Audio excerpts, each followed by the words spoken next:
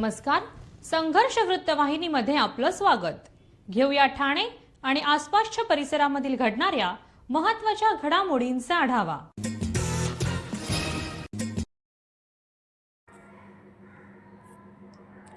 स्वातंत्र्यवीर सेवा प्रतिष्ठानच्या वतीने ठाण्यातील गडकरी रंगायतन येथे आयोजित करण्यात आलेल्या सूर आणि ताल या संकल्पनेवर आधारित आनंदोत्सव कार्यक्रमाची उत्साहात आणि दिमाखात सुरुवात झाली.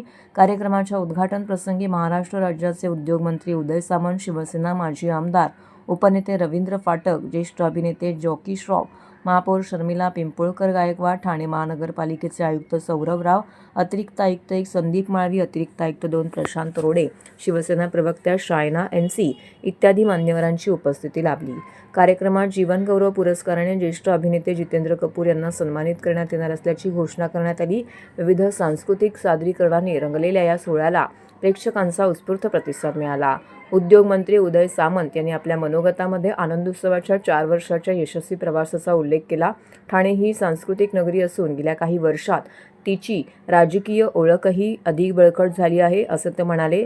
तसेच मराठी चित्रपटसृष्टी आणि बॉलिवूडला उद्योगाचा दर्जा देण्याचा निर्णय मुख्यमंत्री एकनाथ शिंदे यांच्या नेतृत्वाखाली घेण्यात आल्याचं सांगून या निर्णयामुळे रोजगार निर्मितीला चालना मिळेल असा विश्वास त्यांनी व्यक्त केला आहे. यावेळी ज्येष्ठ अभिनेते जॅकी श्रॉफ यांनी धर्मवीर आनंद दिघे यांच्या आठवणींना उजाळा दिला. धर्मवीर आनंद दिघे यांच्यानंतर एकनाथ शिंदे खऱ्या अर्थाने त्यांचा वारसा पुढे चालवत आहेत, असं ते म्हणाले. समाजकारण व सांस्कृतिक कार्यातील त्यांच्या योगदानाचा उल्लेख करत जॉकी श्रॉफ यांनी उपस्थितांना पर्यावरण संवर्धनाचा संदेश दिलाय. प्रत्येकाने किमान 1 झाड लावून त्यांचं संगोपन करावं असं आवाहन त्यांनी यावेळी केले आहे. यावेळी पद्मभूषण संगीतकार श्रीनिवास खळे यांची गाणी गायक कलाकारांनी सादर केली. आनंद दिघे यांच्या कार्यपरंपरेला पुढे नेत हा आनंदोत्सव वर्षानुवर्षे अधिक भव्य स्वरूपात साजरा होत राहावा अशा शुभेच्छाही मान्यवरांनी यावेळी व्यक्त केल्या. संगीत, कला आणि सांस्कृतिक वातावरणाने नटलेला हा सोहळा ठाण्याच्या सांस्कृतिक परंपरेला अधोरेखित करणारा ठरला. आनंद महोत्सव हा कार्यक्रम अतिशय दिमागदार पद्धतीनं ठाण्यामध्ये साजरा होतो आणि याच्यामध्ये जीवनगौरव पुरस्कार देखील दिला जातो. यावर्षीचा जीवनगौरव पुरस्कार हा जितेंद्र कपूर यांना देण्यात आलेला आहे आणि 4 कार्यक्रमांपैकी 3 कार्यक्रमांना मी स्वतः या उपस्थित होतो. त्याच्यामुळे या कार्यक्रमाची उंची मला माहिती आहे.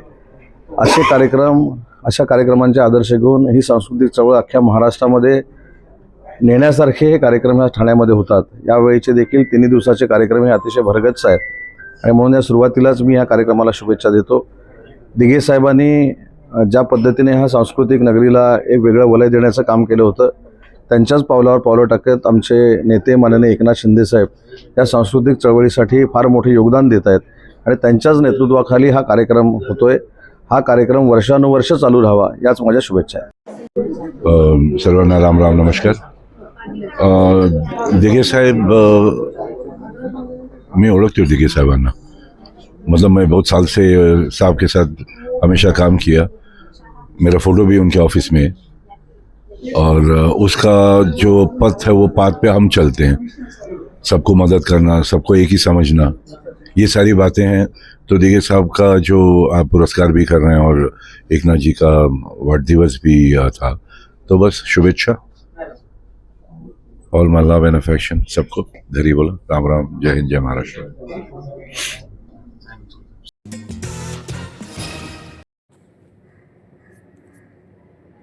दिल्लीतील AI समिट दरम्यान युथ काँग्रेसच्या कार्यकर्त्यांनी भारत अमेरिका व्यापार कराराच्या आणि पंतप्रधान नरेंद्र मोदी यांच्या विरोधात केलेल्या आंदोलनाच्या विरोधात भाजपानंतर आता शिंदेंची शिवसेना देखील आक्रमक झाली आहे. ठाण्यातील टेंबिनाका येथील आनंद आश्रमाच्या बाहेर शिंदेंच्या शिवसेनेच्या वतीने राहुल गांधी यांच्या विरोधात जोरदार निषेध आंदोलन करण्यात आलं. शिंदेंच्या शिवसेनेचे खासदार व शिवसेना ठाणे जिल्हा प्रमुख नरेश म्हस्के यांच्या नेतृत्वाखाली हे आंदोलन करण्यात आलं. यावेळी शिवसेना कार्यकर्त्यांकडून राहुल गांधी यांच्या फोटोला जोडे मारून राहुल गांधी यांचा निषेध करण्यात आला.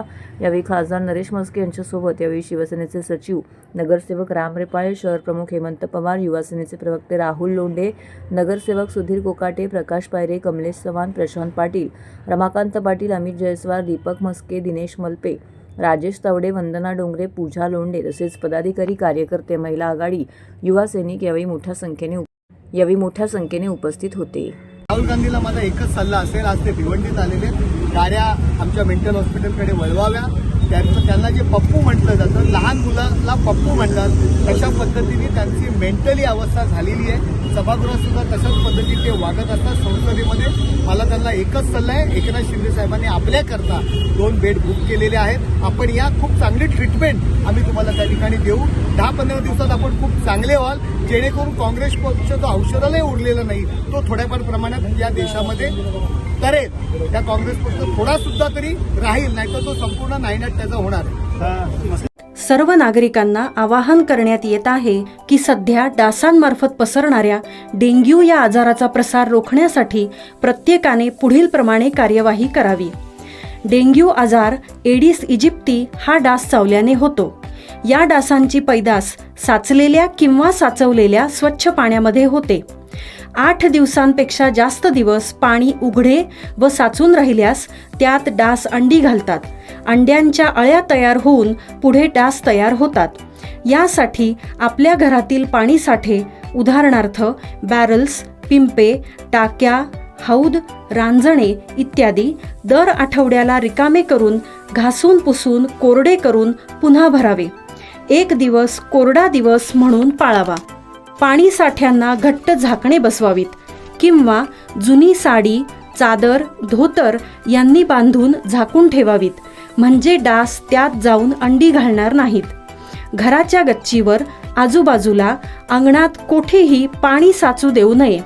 भंगार सामान उघड्यावर टाकू नये. उदाहरणार्थ टायर्स, प्लास्टिक सामान, कुंड्या, टाकाऊ वस्तू इत्यादी. अशा सामानात पावसाचे पाणी साठून त्यात डेंग्यूच्या डासांची पैदास होते. घरातील कूलर्स, फ्रीजच्या पाठीमागील ट्रे हे देखील वेळोवेळी कोरडे करावेत. लक्षात ठेवा, नुसत्या फवारणीने डास घनता कमी होत नाही, तर त्यासाठी डास पैदास ठिकाणे नष्ट करणे ही आपल्या सर्वांची जबाबदारी आहे. कोणताही ताप अंगावर न काढता जवळच्या शासकीय रुग्णालयात मोफत औषधोपचार घ्या. अशा प्रकारे नागरिकांनी सहकार्य केल्यास डेंग्यूचा प्रसार रोखणे सहज शक्य आहे.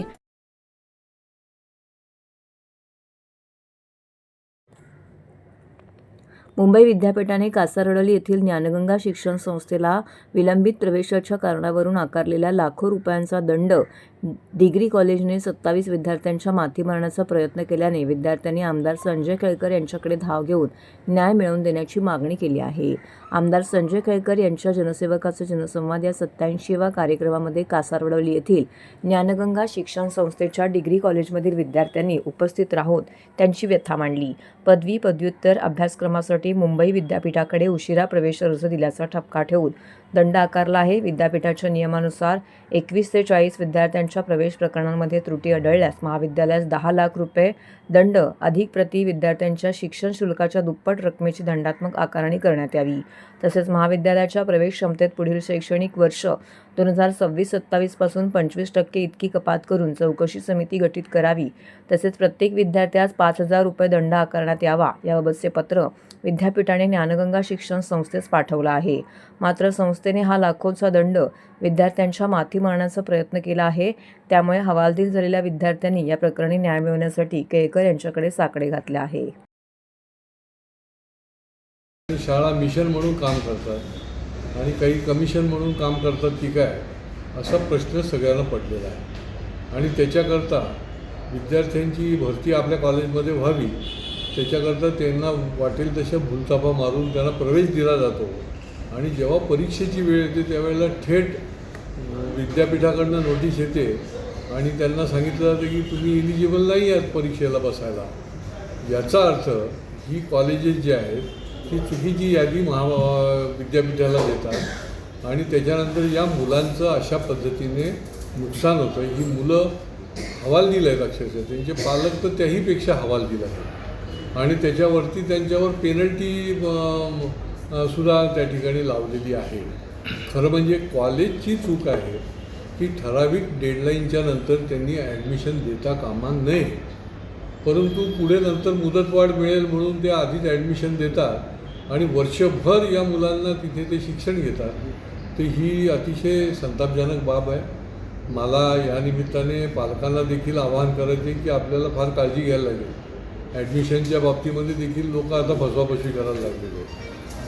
असा प्रश्न निर्माण झाला आहे. आता या विद्यार्थ्यांच्याकरता पुढच्या आठवड्यात मी व्हाईस चान्सलर विद्यापीठाचे जे आहेत कुलगुरू त्यांची देखील भेट घेणार आहे आणि याच्यातून मार्ग काढायला लागेल. नाही तर या विद्यार्थ्यांचं जवळजवळ 27 विद्यार्थी असे आहेत जे त्याचे प्रतिनिधी माझ्याकडे आले होते आणि या विद्यार्थ्यांचं कुठलंही शैक्षणिक नुकसान होता कामा नये याच्याकरता आपल्याला प्रयत्न करायला लागतील.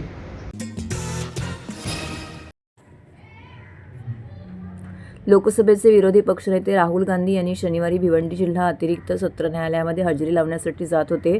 त्यांच्या वाहनांचा ताफा मुंबई विमानतळ येथून भिवंडीच्या दिशेने जात असताना आनंदनगर चेकनाका येथे भाजपा कार्यकर्त्यांनी त्यांच्या ताफ्यास काळे झेंडे दाखवीत आंदोलन केले आहे. या घटनेमुळे काही काळ परिसरामध्ये तणावाचं वातावरण निर्माण झालं होतं. पोलिसांनी तात्काळ परिस्थिती नियंत्रणात आणत ताफा पुढे मार्गस्थ केला. भिवंडी न्यायालयात त्यांच्या विरोधात फिर्यादी राकेश कुंटे यांनी मानहानीचा दावा दाखल केला आहे. 2014च्या लोकसभा निवडणुकीदरम्यान सोनाळे गावातील प्रचारसभेमध्ये महात्मा गांधी यांच्या हत्येमागे राष्ट्रीय स्वयंसेवक संघाचा हात असल्याचं विधान राहुल गांधी यांनी केल्याचा आरोप आहे.